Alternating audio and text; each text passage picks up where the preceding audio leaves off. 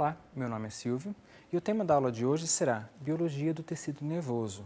Essa aula faz parte da disciplina Células e Tecidos do curso de Licenciatura em Biologia. O tecido nervoso é a quarta e última modalidade dentre os tecidos fundamentais que nós vamos estudar nessa disciplina.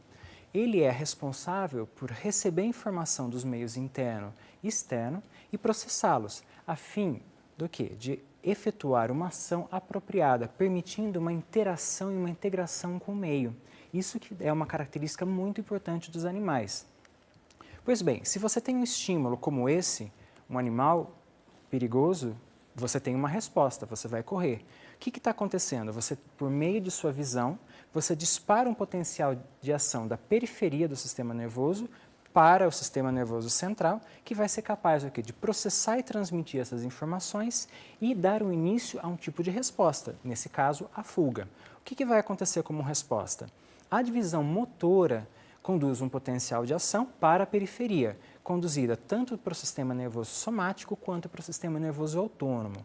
O sistema nervoso somático, ele ativa o músculo estriado esquelético sob nosso controle para que a gente consiga correr e fugir, enquanto que o sistema nervoso autônomo, que não está sob nosso controle, ele é capaz de ativar e modular a atividade do músculo estriado cardíaco para que ele entre em taquicardia, aumentando a quantidade de sangue que vai chegar ao músculo, por exemplo, e algumas glândulas vão ser ativadas e outras reprimidas, por exemplo.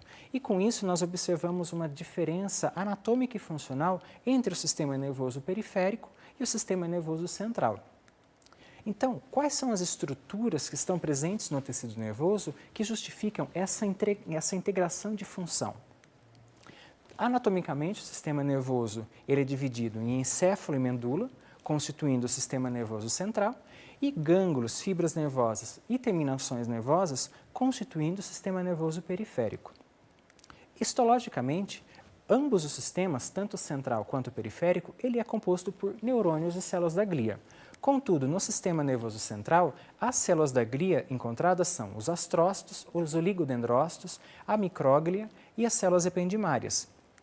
A organização dessas células e desses feixes de fibras vão determinar no surgimento de substância branca ou substância cinzenta dentro do sistema nervoso central. A diferença entre elas é que na substância cinzenta nós encontramos corpos celulares e neurônios, enquanto que na substância branca esses corpos celulares e neurônios não estão presentes.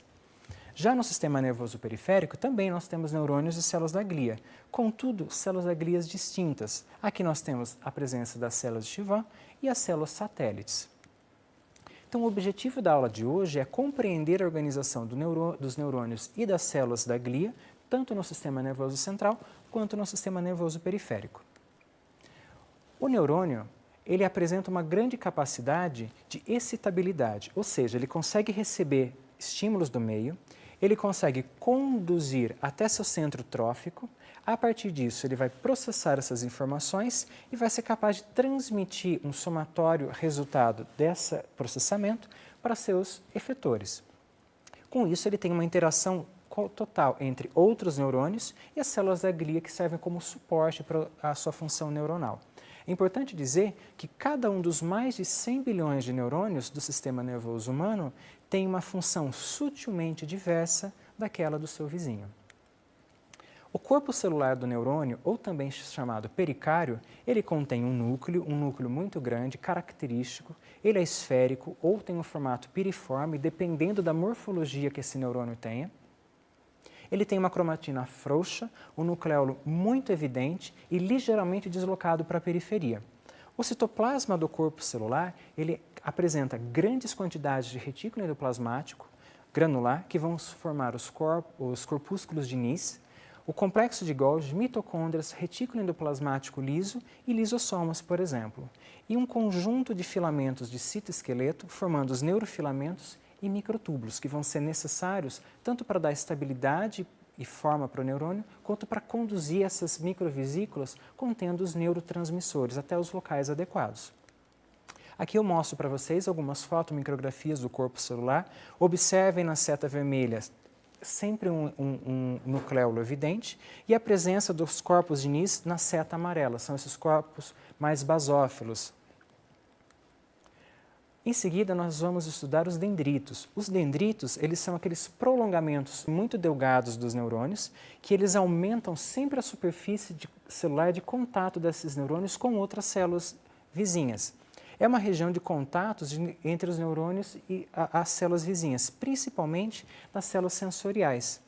Elas são capazes de receber informações a partir de terminais axônicos e levar essas informações até o corpo celular do neurônio, onde essas informações são processadas e somadas.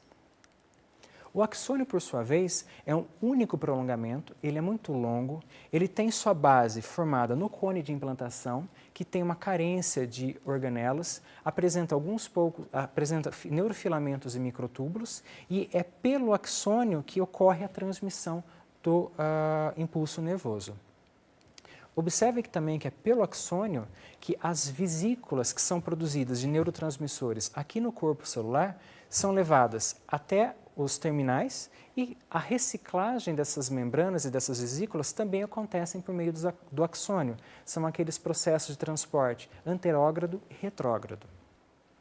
As sinapses são os locais de transmissão de mensagem química em resposta ao impulso nervoso gerado pelo potencial de ação. Ou seja, aqui nós observamos um terminal axônico, aqui você tem presença de várias vesículas contendo esses neurotransmissores.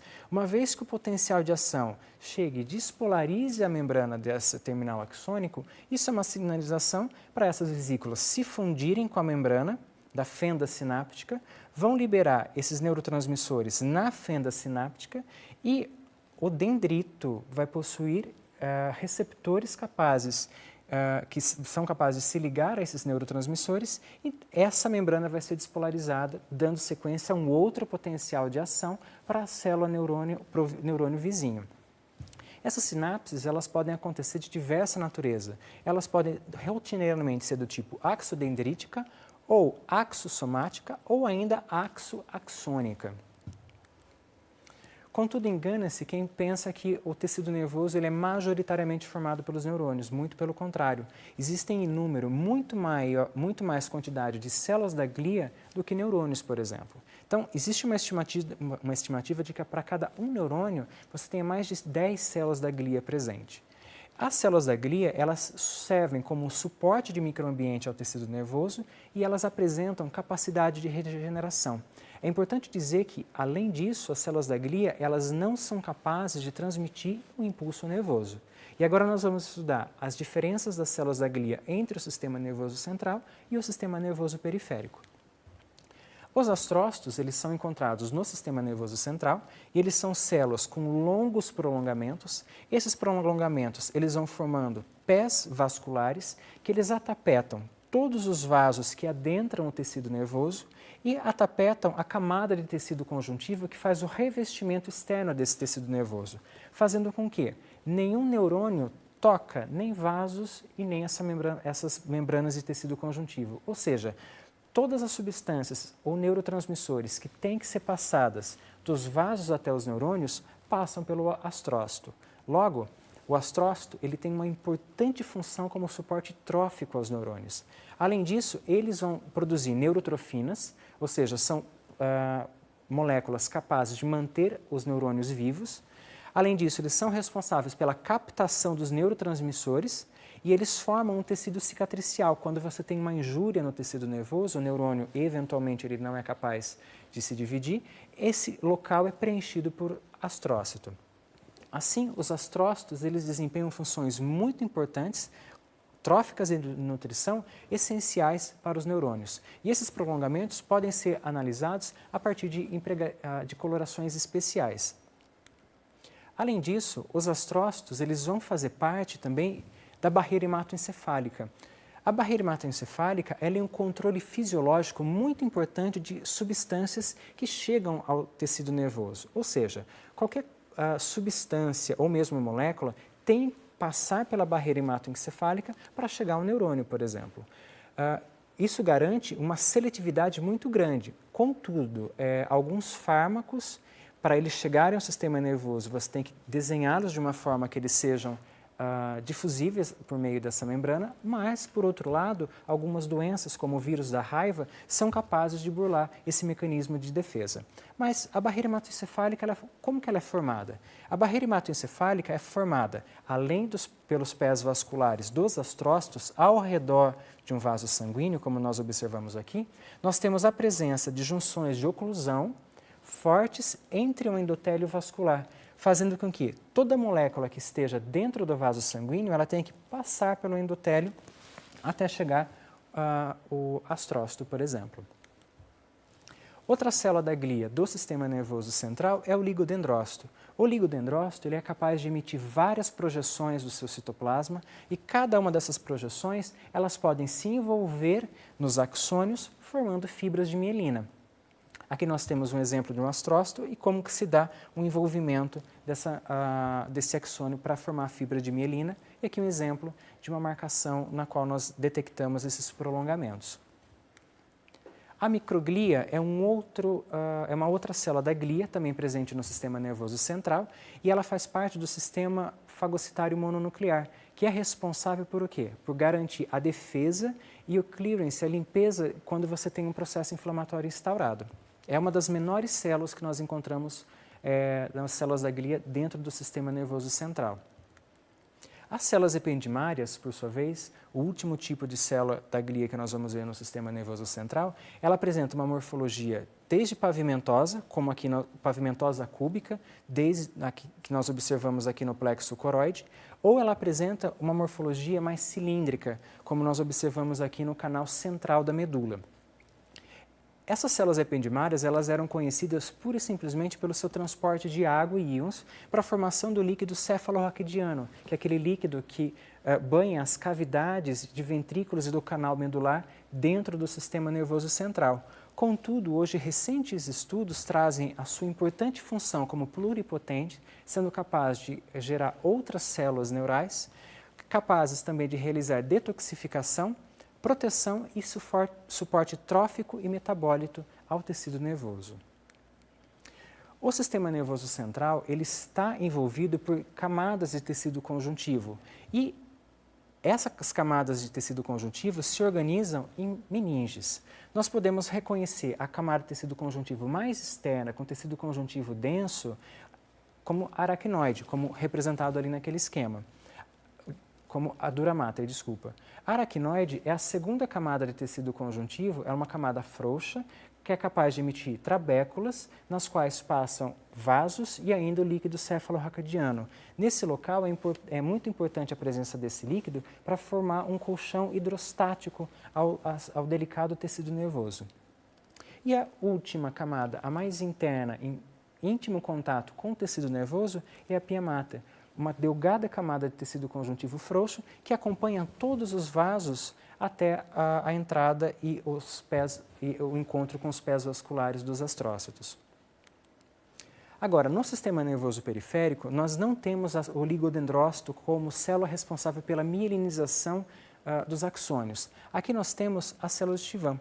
As células de Schwann, nós podemos observar nesse esquema, cada célula é capaz de se enrolar em um pequeno fragmento de um axônio e formar a bainha de mielina, como aqui representado e aqui representado. Entre uma célula e outra, você tem um espaço que nós chamamos de nódo de Ranvier. Contudo, nem todas as fibras nervosas no tecido nervoso, elas são mielínicas, ou seja, apesar do revestimento da célula de Schwann em todos os axônios, aqui você tem formação da fibra de mielina. Aqui você não tem formação da bainha de mielina. Então, esse é uma fibra mielínica e essa você tem uma fibra amielínica. Diferentemente do sistema nervoso central, o sistema nervoso periférico, nós não encontramos nenhum axônio que permanece sem estar envolto aos processos das células de Schwann. Importante ressaltar que as células de Schwann também secretam a membrana basal, enquanto que o ligodendrócito não. Aqui nós temos um quadro comparativo entre os processos de mielinização no sistema nervoso central e periférico. Então, a primeira diferença é a célula que realiza cada um desses processos. No sistema nervoso central é o ligodendrócito e no periférico a célula de Schwann. No sistema nervoso central, O oligodendrócito é capaz de formar a bainha de mielina em diversos axônios, enquanto que no sistema nervoso periférico a célula de Schwann é capaz de mielinizar apenas um axônio. No sistema nervoso central, o oligodendrócito não apresenta lâmina basal, enquanto que no sistema nervoso periférico a célula de Schwann apresenta a lâmina basal. O nódulo de Ranvier no sistema nervoso central, ele é maior e apresenta a presença dos pés vasculares dos astrócitos, enquanto que no sistema nervoso periférico ocorre uma interdigitação entre as células de Schwann vizinhas. E, finalmente, as fibras amielínicas do sistema nervoso central, elas não são envolvidas pelos processos dos oligodendrócitos, ao passo que no sistema nervoso periférico, todas as fibras amielínicas são envolvidas pelas células de Schwann, apesar de não se formar a bainha de mielina. No sistema nervoso periférico, você tem feixes de fibras nervosas que são capazes de inervar os terminais sensoriais, por exemplo, aqui a pele. Todo estímulo que é tátil, que é, por exemplo, colocado à pele, chega na medula por meio dessas fibras aferentes, passa por neurônios sensoriais que formam gânglios e aqui você tem todo o processamento dessa informação. E a partir desse processamento você gera uma resposta, por exemplo, por um sistema motor. Então você tem um neurônio motor que é capaz de inervar um músculo, também passando axônios por esses feixes de fibras ou nervos, e você tem essa denominação e esse arco que você encontra. Interessante ressaltar que nervos são conjuntos de fibras nervosas no sistema nervoso periférico, enquanto que o conjunto de fibras nervosas no sistema nervoso central nós chamamos de tratos. O conjunto de neurônios localizados fora do sistema nervoso central é chamado de gânglio, enquanto que no sistema nervoso central nós chamamos de núcleos. Então, essa estrutura de fibras, além das bainhas de mielina e íntima relação com as células de Schwann, nós temos a presença dos tecidos conjuntivos que compartimentalizam. Então, nós temos a presença do endoneuro, que faz uma delgada camada de tecido conjuntivo frouxo ao redor de cada fibra nervosa. Um conjunto de fibras é revestido por um perineuro. Esses fibroblastos são capazes, inclusive, de formar junções celulares, e também vai determinar uma barreira importante de tecido. E um conjunto de feixes forma um nervo que é envolvido pelo epineuro, também formado por tecido conjuntivo. Para a gente não entender que ele é um tipo de tecido muito estático, também nós podemos observar plasticidade no tecido neural. E essa plasticidade no tecido neural ela é dada pela capacidade de adaptação do sistema nervoso, e especialmente dos neurônios, às mudanças cotidianas do ambiente que o indivíduo está inserido. Isso nós chamamos de aprendizado, por exemplo. E morfologicamente nós observamos o quê? Formação de novos circuitos, alteração de trajetos de fibras ou mesmo alteração do número de células presentes. Só que, com certeza, essa plasticidade ela é muito diferente no indivíduo em formação daquele pós-natal. Então, gostaria de convidá-los para acessar nosso material online, no qual vocês vão analisar uma lâmina de medula espinhal. Então, observem um corte transversal da medula, onde nós temos a porção posterior e a porção anterior. Centralmente, nós temos aquele canal medular no qual passa líquido cefalorraquidiano e, revestindo, nós observamos as células ependimárias, células da glia. Se nós observarmos na substância cinzenta, nós vamos encontrar os corpos de neurônios, ou corpos dos pericários. Nós observamos os corpúsculos de Nis, aqui presentes. Nós observamos um nucleolo evidente nos núcleos, e esse neurônio, não que ele não tenha núcleo, mas o plano de corte não favoreceu isso. Agora, mais externamente, nós observamos a substância branca repleta de células da glia e fibras nervosas. E nessas fibras nervosas, em alguns locais, nós conseguimos observar a presença ainda do axônio preservado. Mais externamente, na medula espinhal, nós podemos detectar aquelas membranas de tecido conjuntivo, formadas aqui pela dura mata de tecido conjuntivo denso e pela aracnoide, que foi preservada também nesse preparado, no qual nós encontramos essas trabéculas com nervos e vasos sanguíneos. Então, pessoal, é isso. Essa foi a nossa aula de Biologia do Tecido Neural e bons estudos a vocês.